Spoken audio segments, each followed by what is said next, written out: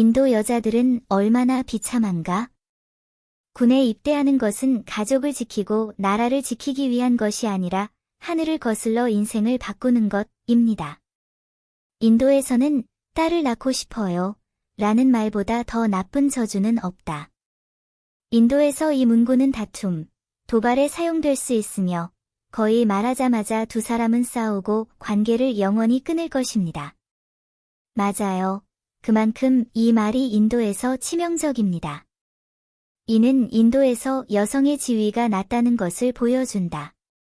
족쇄를 풀고 결혼을 피하기 위해 점점 더 많은 인도 여성들이 군대에 입대하기 위해 경쟁하고 있습니다.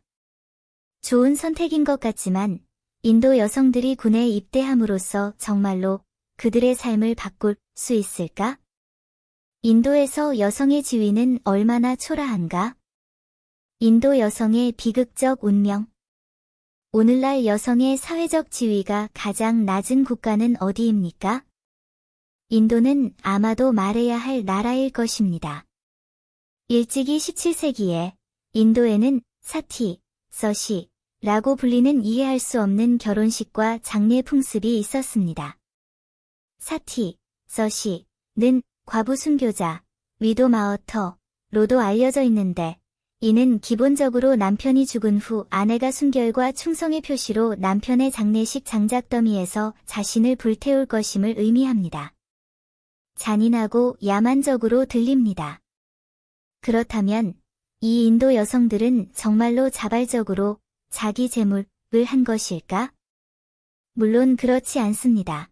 그들은 선택의 여지가 없습니다. 그들은 자원하거나 강요받습니다. 그들의 견해에 따르면 남편이 죽었든 살았든 아내는 항상 남편을 따라야 합니다. 더욱 숨막히는 것은 대부분의 인도인들이 힌두교를 믿는다는 사실인데, 특히 가난한 계층의 인도인들은 딸을 낳으면 가정에 재앙이 닥칠 것이라고 믿는다. 이러한 생각의 영향으로 인도 여성은 태어날 때부터 지위가 없고 결혼에 대한 결정이나 발언권이 없으며 결혼하는 부모에게 완전히 종속되어 있으며 심지어 어린 소녀도 노인과 결혼합니다.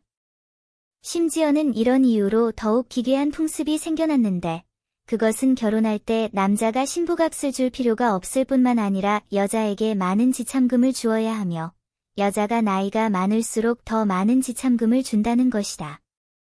딸이 싸게 결혼할 수 있도록 하기 위해 많은 사람들이 딸의 결혼 계약서를 일찍 정해 놓았다. 그 결과 또 다른 이해할 수 없는 관습인 조혼이 탄생했습니다.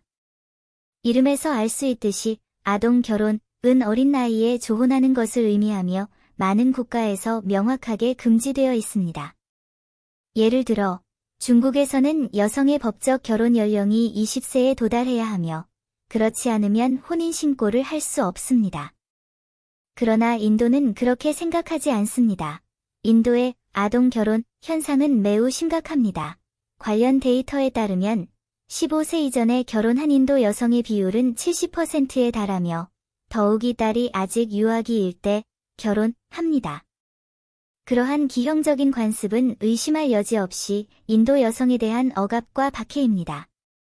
분명히 인도에서 남성의 우월성과 열등감에 대한 생각은 오래전부터 존재해왔으며 생활의 모든 부면에 스며들어 있습니다.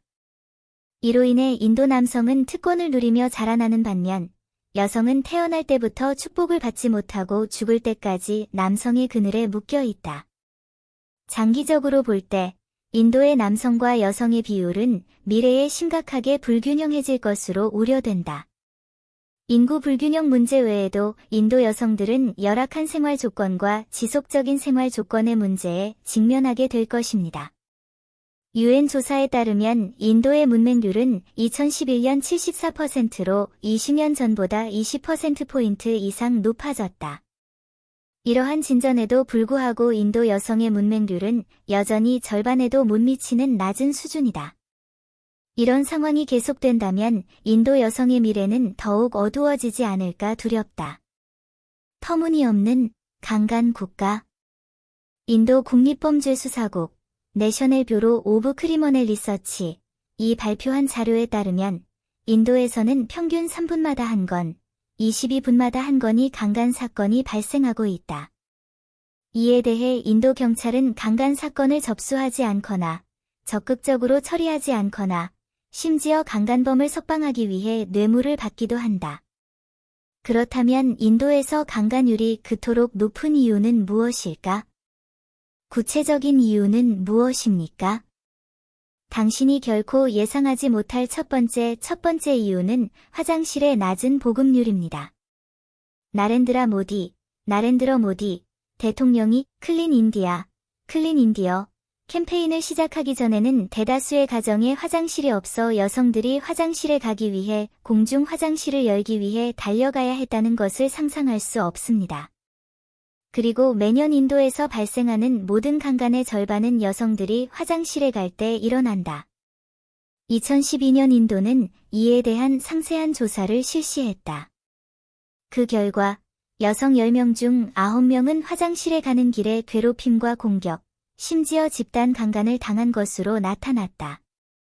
이러한 이유로 많은 인도 여성들은 마시는 물의 양을 조절하고 화장실에 가는 빈도를 줄일 수 있습니다. 아니면 동료들과 함께 가서 서로를 돌보지만 그때도 여전히 무섭습니다. 그러나 화장실 보급률이 낮다고 해서 범죄자들이 범죄를 저지르는 구실이 되는 것은 아니며 인도에서 강간율이 높은 주된 이유는 인도 여성의 지위가 너무 낮기 때문이다. 2012년 인도에서 발생한 흑인버스 집단 강간 사건은 전 세계를 충격에 빠뜨렸다. 피해자의 이름은 인도 뉴델리 대학에 재학 중인 의대생 조티로 영화를 보다가 그날의 버스를 놓친 틈을 타 남자친구와 함께 사설에서 운영하는 검은 버스를 잘못 탔다. 그 결과 차에 탄 지 얼마 지나지 않아 조티의 남자친구는 차 안에 있던 6명의 남자에게 구타를 당해 의식을 잃고 택시에 갇혔다.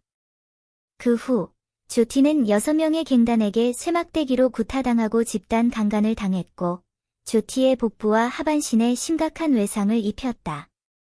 조티는 결국 병원으로 옮겨졌지만 부상이 너무 심해 13일 후 사망했다. 이 6명의 깡패는 체포된 후 조금도 뉘우칠 생각이 없었을 뿐만 아니라 자신들의 행동이 정당하다고 여겼습니다. 그의 변호인 역시 뻔뻔하게도 조티가 남자친구와 데이트를 나갔다가 중요한 밤에 집에 오지 않은 것이 애초에 잘못이고 괜찮은 집안의 여자가 여전히 밤에 거리를 배회하지 않을 것이라고 말하면서 피해자에게 책임을 전가했습니다. 그는 심지어 다이아몬드를 거리에 내놓는다면 그것을 가져간 개를 탓하지 마십시오 하고 자신 있게 말하기까지 하였습니다. 그의 말의 터무니없음과 그의 태도의 오만함은 터무니없다. 그리고 검은 버스 사건 뒤에는 얼마나 많은 여성들의 눈물이 있을까? 흑인 버스 집단 강간 사건의 이면에는 인도 여성의 비천한 처지뿐만 아니라 인도 남성의 인식의 결함도 드러난다. 심지어 일부 인도인들은 외부 세계가 인도에 대해 편견을 가지고 있으며 고의적으로 강간율을 과장하고 있다고 믿는다. 보라, 무지가 얼마나 무서운 것인가. 어쩔 수 없이 선택할 수밖에 없었던 군대의 길. 가혹한 현실에 직면하여 점점 더 많은 인도 여성들이 깨어나기 시작했고, 그들은 일어나서 싸워야 하고, 어둠을 뚫고 나와야 합니다. 그러나 인도에서는 졸업장이나 장점이 없는 괜찮은 직장을 찾기가 훨씬 더 어렵습니다. 그래서 그들은 결혼을 피하기 위해 다른 방법으로 군대에 입대하기로 선택했습니다. 하지만 군에 입대한다고 해서 인도 여성들의 비극적인 운명이 바뀔 수 있을까? 대답은 아니오인 것 같습니다. 많은 시험을 거친 후 마침내 군대에 들어갔을 때 그들은 남성의 우월성과 여성의 열등함이라는 개념이 여전히 여기에 받아들여지고 있거나 심지어 더 나쁘다는 것을 발견하고 절망할 것입니다. 통계에 따르면 인도 군대의 인도 여성 군인 수는 약 2명이고 여성 장교의 수는 약 1000명에 불과하며 중장 계급을 수여한 인도 여성 군인은 2명에 불과합니다. 이것은 하위 카스트의 평균적인 여성 군인이 인도 군대에서 승진할 기회가 거의 없다는 것을 의미한다. 또한 많은 인도 여성 군인들이 남성 군인들과 동일한 훈련 강도를 가지고 있지만 급여와 복지 시스템은 훨씬 뒤처져 있습니다. 인도 여군의 휴가가 보장되지 않을 뿐만 아니라 제대 후 퇴직금과 연금도 없다. 심지어 인도 여성 군인들은 신변 안전을 보장할 수 없다. 부사령관으로 복무했던 인도의 한 여성 장교는 군 제대 후 복무 중 남성 부하 직원들에게 상습적으로 폭행을 당했고 여러 차례 방관자도 있었다는 소식을 전했다. 한 번은 상사에게 이 일을 보고했지만 상사의 무지와 부하로부터의 위협에 맞받아 잠시 절박했다. 또 하나의 경우.